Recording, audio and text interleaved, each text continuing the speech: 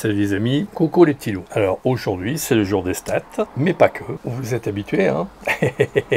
Alors aujourd'hui c'est le jour des stats, mais pas que. Je prends mon petit iPhone pour avoir les stats de la journée. Alors nous sommes 1926 abonnés sur la chaîne, soyez-en remerciés. On approche allègrement les 2000 hein. J'aimerais bien faire quelque chose pour les 2000, mais bon, encore faut-il que je sois suivi hein. Enfin dans la démarche. Alors en numéro 1 arrive la 369, les bons plans du 19 mai avec 10 vues. En numéro 2 arrive la 374, les bons plans du web du 1er juin avec 7 vues. La numéro 3, c'est l'édito numéro 5. Pourquoi les objectifs Z sont-ils plus chers que les optiques montures F? On peut se demander parce que les montures F, a priori, ont plus de VR et ils sont plus lourds, donc ils devraient être plus chers que les montures Z. Mais c'est pas le cas. On peut se poser des questions. En numéro 4, arrive la mise à jour du firmware du Z6 II avec 7 vues par jour. Et enfin, arrivent les stats du 5 juin avec 5 vues par jour. Je suis en train d'écrire une vidéo sur le test du 50-250. Alors, le piqué,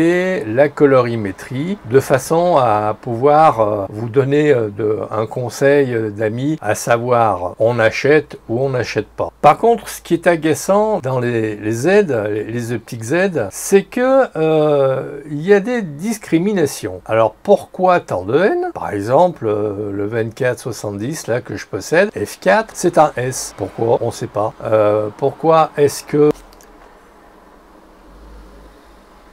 le 50-250 qui ouvre à 4,5-6,3, bon, il y a un diaphragme d'écart de glissement, donc c'est pas la mort du cheval, eh ben il n'est pas S. Pourtant il est excellent. Alors il y a une classification ou une déclassification, ça dépend comment on se place. Si on se place du côté du S, ben, c'est une classification. C'est un cran au-dessus, comme les Tamron qui à l'époque avaient un liseré doré au bout de l'objectif. Ça voulait dire qu'ils étaient meilleurs que les autres. Ben, je trouve que c'est dommage. C'est dommage de, entre guillemets, de fabriquer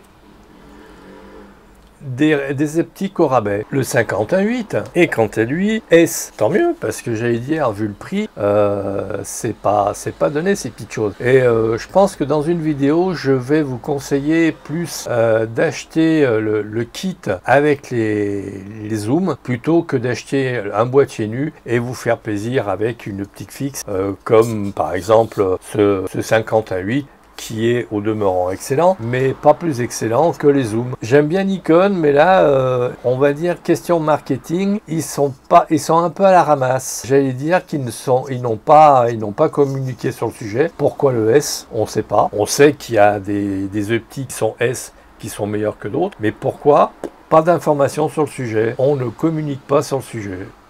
Enfin, Nikon ne communique pas sur le sujet. Voilà les amis, je ne me ferai pas plus long. L'écriture des vidéos futures m'attend. Donc, si vous avez aimé cette vidéo, vous likez, vous partagez, vous vous abonnez, vous faites du bruit autour de mes vidéos. Merci pour votre écoute et pour votre abonnement. Et puis à très vite.